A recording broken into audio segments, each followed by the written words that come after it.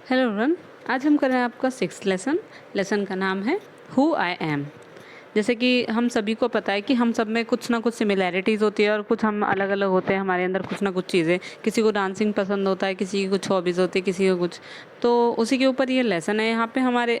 इसमें कुछ बच्चों के बारे में बताया हुआ है जो अपने इंटरेस्ट के बारे में बात कर रहे हैं। यहाँ पे है, पहले नंबर पे है राधा, और राधा कह रही है my favourite activity is climbing trees. मेरी फेवरेट एक्टिविटी क्या है? पेड़ों पर चढ़ना। Just outside our house there is a mango tree which I love to go up. मेरे घर के बाहर क्या है? एक आम का पेड़ है जहाँ पे चढ़ना मुझे बहुत बहुत अच्छा लगता है। Its branches spread out so it is simple to climb up the tree and I can sit comfortably in the fork of two branches. वो कह रही है क्योंकि इसकी शाखाएं सब में फैली हुई हैं, इसकी टहनियाँ काफ़ी फैली हुई है, तो इसलिए उन्हें चढ़ने में बिल्कुल भी मुश्किल नहीं होती। और दो टहनियाँ कुछ इस तरह से है जिन पे वो बैठ भी जाती है बहुत कंफर्टेबल होके। My mother tells me it is not sensible for girls to climb trees, but one afternoon she climb up too and both of us sat there talking and eating raw mangoes. लेकिन वो मेरी माता जी क्या कहती है कि लड़कियों के लिए पेड़ पर चढ़ना अच्छा नहीं है, उन्हें शोभा नहीं देता। लेकिन एक दोपहर क्या हुआ, जब मैं पेड़ पर बैठी हुई थी तो मेरी माता जी भी उनके साथ उन पेड़ पर चढ़ गई, आम के पेड़ पर उनके साथ चढ़ गई, और हम दोनों ने खूब देर बैठ के खूब सारी बातें की और कच्चे आम खाए। When I am high up in the tree I feel like I can rule the whole world. जब मैं पेड़ पर होती हूँ तो मुझे लगता है कि मैं पूरे वर्ल्ड पे रूल कर सकती हूँ। यहाँ पे राधा के बारे में यहाँ बात ख़त्म हो गई।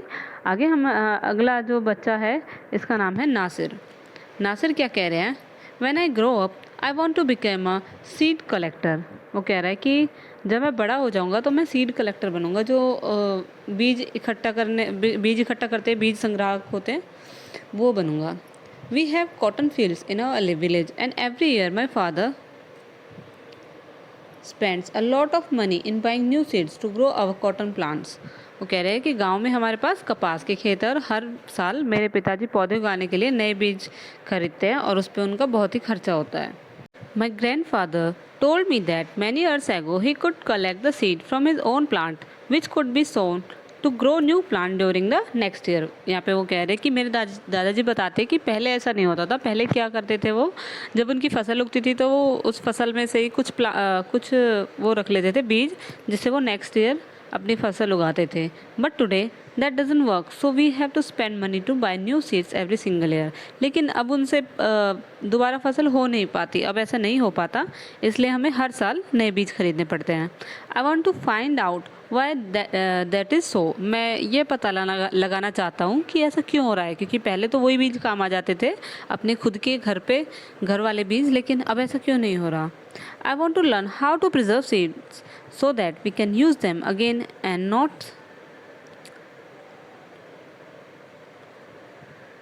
not spend money every year। मैं ये पता लगाना चाहता हूँ कि कैसे हम अपने बीजों को सुरक्षित रख सकते हैं ताकि वो अगले साल भी हमें काम आए। यहाँ पे इनकी स्टोरी ख़त्म हो गई है। आगे है रोहित। रोहित क्या कह रहे हैं? यहाँ वो कह रहे हैं if I had a huge amount of money I would travel. अगर मेरे पास बहुत सारी मनी होती, बहुत सारा पैसा होता, तो मैं सिर्फ यात्रा ही करते रहता, ट्रैवलिंग ही करते रहता। I want to see the mountains of New Zealand because they look beautiful in magazine picture. मैं न्यूजीलैंड के माउंटेन्स देखना चाहता हूँ क्योंकि उन्होंने एक बार मैगजीन में उनकी पिक्चर देखी थी और वो बहुत ही ब्यूटीफुल थे। I wish I could sail down the Amazon river in a South America on अ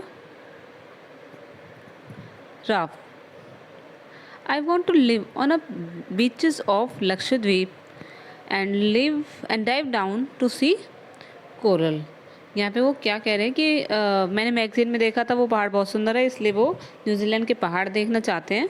और वो चाहते कि काश मैं एक नाव में अमेरिका की अमेजन नदी में यात्रा कर सकता और भारत के लक्षद्वीप के किनारे पे रह सकता, तट पे रह सकता, और आई सपोज और वहाँ की जो समुद्र में रहने वाले जीव जंतुओं को देख पाता, जो समुद्री जीव होते हैं उन्हें देख पाता।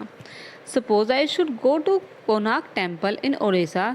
अगर मैं, जो ओडिशा में कोणार्क मंदिर है वहाँ पे, और the old city in Beijing in China and pyramids in Egypt to.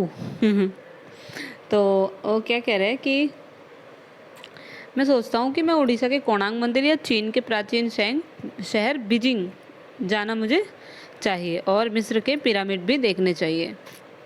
लेकिन वास्तव में what I actually enjoy is seeing nature more than old buildings. लेकिन वास्तव में क्या है, उसे पुरानी बिल्डिंग्स से ज़्यादा नई नई चीज़ें देखने में अधिक आनंद आता है। प्राकृतिक दृश्य होते हैं ना, जो नेचुरल चीज़ें होते हैं वो।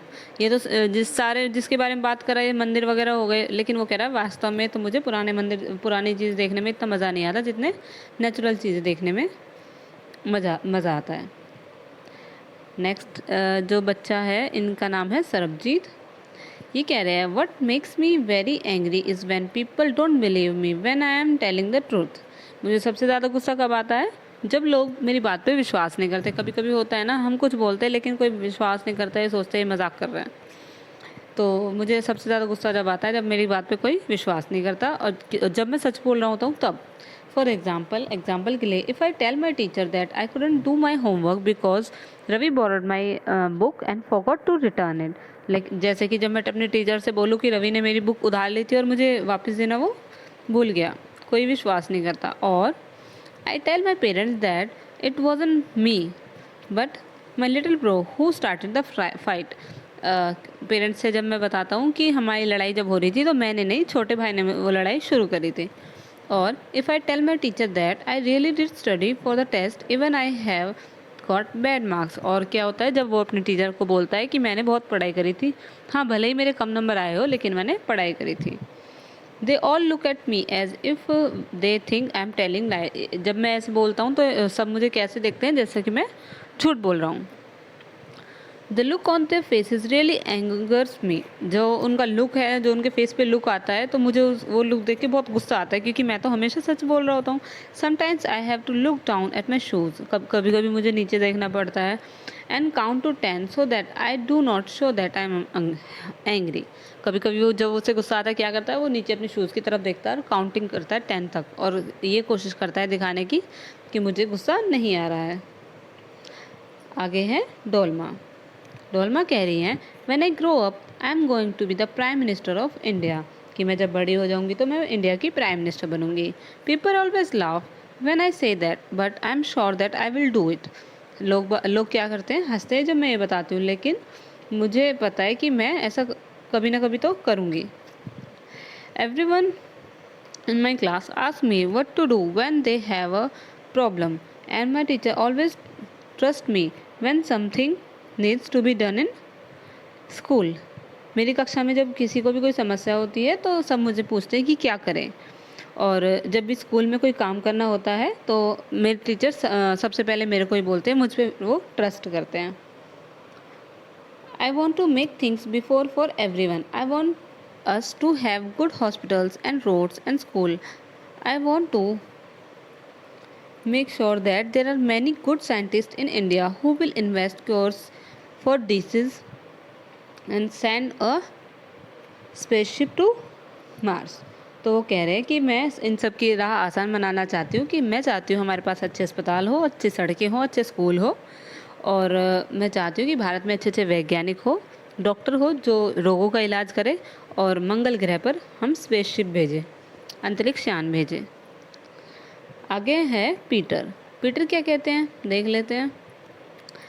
माई favourite day is the second Sunday of every month. मेरा फेवरेट डे कौन सा होता है, हर मंथ का second Sunday. On this day our whole family always go to the cinema hall to see a film. इस दिन क्या होता है, हमारी पूरी फैमिली मूवी देखने जाती है। My father gets the ticket in advance and all of us, हम मेरे फादर एडवांस टिकट ले आते हैं, और हम सब, माई ग्रैंड मदर, दादी माँ, मेरे पेरेंट्स और मेरे 2 ब्रदर्स और मैं, टेक द बस देयर, हम बस लेते हैं। In the interval my father, जब बीच में ब्रेक होता है तो my father buys us peanuts and I love to sit in the darkness of the hall eating and watching film. तो क्या होते हैं, जो मेरे पिताजी मूंगफली लाते हैं जब वो होता है इंटरवल, और मुझे हॉल में अंधेरे में बैठकर मूंगफली खाने में बहुत अच्छा लगता है। Afterwards we always stop to eat in ice cream. After all we always मतलब सब कुछ होने के बाद हम कहाँ आइसक्रीम खाने के लिए लास्ट में रुकते हैं। Everyone is good mood and we all feel lucky that we are such a happy family. सबका मूड अच्छा होता है और हम अपने आप को लकी फील करते हैं कि हमारा परिवार इतना खुश है, इतना प्रसन्न है। ये लेसन यहाँ पे ख़त्म हो गया। अगर आपको कोई डाउट हो तो मुझे कमेंट में पूछ सकते हैं। वीडियो पसंद आई हो तो लाइक ज़रूर करिएगा। तो मिलते हैं नेक्स्ट वीडियो में, तब तक के लिए बाय बाय।